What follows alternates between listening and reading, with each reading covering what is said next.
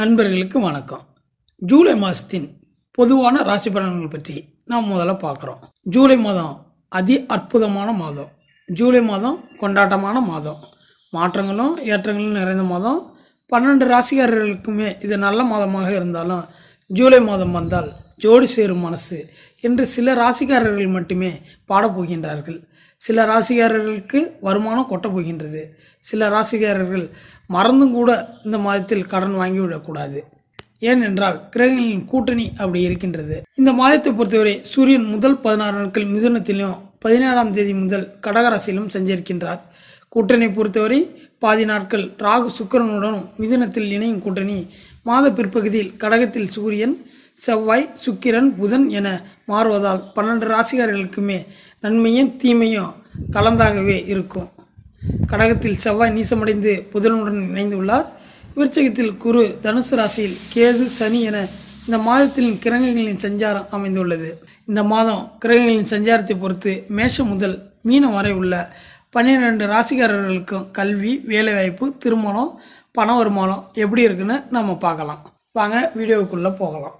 மகர ராசி அன்பர்களே, இந்த மாதம் சில பிரச்சனைகள் அல்லது கவலைகள், தொந்தரவுகள் கொடுக்கும் மாதமாக அமைந்துள்ளது. ஒரு சிலர் தலைவலி மற்றும் குழப்பங்களால் கூட பாதிக்கலாம். இளைய உடன்பிறப்புகள் உங்கள் மனதில் சில கசப்பான உணர்வுகளை எழ காரணமாக இருக்கக்கூடும். மேலும் வீண் செலவுகள் அல்லது இழப்புகளை சந்திக்க நீங்கள் நேரிடலாம். சிறு வியாதிகளும் அல்லது உங்கள் உடல் ஆரோக்கியமும் பாதிக்கப்படும். அதே நேரம் தாயின் உடல் நிலையில் கவனம் தேவைப்படும்.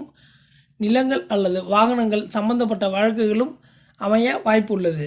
தொழில் நடவடிக்கையில் இப்பொழுது நீங்கள் கவனமாக இருப்பது அவசியம். இருப்பினும் அதில் நீங்கள் லாபம் ஈட்ட முடியும். குடும்ப உறவுகள் சுமூகமாக இருக்கும். அதே நேரம் குழந்தைகளுக்கும் சில நன்மைகள் விளையும். நீங்கள் ஆன்மீகத்தில் அதிக ஈடுபாடு கொள்வீர்கள். உங்களில் சிலர் புனித யாத்திரை மேற்கொள்வதற்கு வாய்ப்புள்ளது. சனி பகவானை ராசிநாதனாக கொண்ட மகர ராசி அன்பர்களே, இந்த மாதத்தில் உங்களுக்கு நன்மைகள் அதிகம் நடைபெறும். நல்ல செய்திகள், எதிர்பார்த்த தகவல்கள் வந்து சேரப்போகின்றது. உங்கள் உடல்நலம் சார்ந்த விஷயங்களில் கவனம் தேவை. ராசி அதிபதி சனி 12ஆம் வீட்டில் இருக்கின்றார். 6ஆம் வீட்டில் கிரகங்களின் சஞ்சாரத்தால் பற்றாக்குறை இருந்து கொண்டே இருக்கும். சனிக்கேது 12ஆம் வீட்டில் விரயஸ்தானத்தில் இருப்பதால் செலவுகள் வரும். அதற்காக கடன் வாங்க வேண்டாம், திருப்பி கட்ட முடியாது. காரணம், 6ஆம் வீட்டில் கிரகங்களின் சஞ்சாரம் கூட்டணி அப்படி இருக்கின்றது. செவ்வாய் 7ஆம் வீட்டில் புதனுடன் இருக்கின்றார். இதய நோய், வயிற்று நோய், வாய்வு கோளாறுகள் பிரச்சனைகள் ஏற்படும். 7.5 சனி தொடங்கியுள்ளதால் கவனம் தேவை. கொரோனா பாதிப்பு வரை இருக்கின்றது. கணவன் மனைவி உறவில் 3ஆம் நபர்கள் இடம் தர வேண்டாம், கோவப்பட வேண்டாம். ராமாயணத்தில் சுந்தரகாண்டம் படிக்கவும். பெண்களுக்கு நல்ல வேலைவாய்ப்புகள் கிடைக்கும். 11ஆம் இடத்தில் குரு இருப்பதால் குழந்தைகள் படிப்பு, வேலை நன்றாக இருக்கும். தொழில்கள் நன்றாக நடக்கும். அவசரப்பட்டு கடன்கள் வாங்க வேண்டாம். படிப்பிற்கு ஏற்ற வேலை கிடைக்கும். வேலை இல்லாமல் தவித்தவர்களுக்கு நல்ல வேலை கிடைக்கும். தொழில் ரீதியான படிப்பு மாணவர்களுக்கு உகந்ததாக அமையும். குடும்பத்தில் வாக்குவாதங்களை தவிர்த்து விட வேண்டும். மாத பிற்பகுதியில் 7ஆம் வீட்டில் செவ்வாய் புதனுடன் சூரியன் இணைவதால் நன்மைகள் நடைபெறும். 24ஆம் தேதிக்கு மேல் நன்மைகள் அதிகம் நடைபெறும். காரணம் காலம்தான். சுக்கிரன் இடப்பெயர்ச்சி அடைய போகிறார். சுப செலவுகள் ஏற்படும். பண வருமானம் அதிகமாக இருக்கும். பணப்புழக்கம் அதிகரிக்கும். உறவினர் வருகையால் வீட்டில் மகிழ்ச்சியான சூழ்நிலை காணப்படும். முன்னேற்றத்திற்கான வழிவகைகள் பிறக்கும். புதிய ஆடைகள் வாங்கும் யோகம் உண்டாகும். பணியின் காரணமாக பிரிந்திருந்த கணவன் மனைவி ஒன்று சேர்வீர்கள். சிலருக்கு குழந்தை பாக்கியம் கிடைக்கும். நவீன ரக மின்சார மின்னணு சாதனங்கள் வாங்குவீர்கள். பிள்ளைகள் வழியில் பெருமைப்படத்தக்க செய்திகளை கேட்பீர்கள். திருமண முயற்சி சாதகமாக முடியும். மகளுக்கு நல்ல இடத்தில் வரம் அமையும்.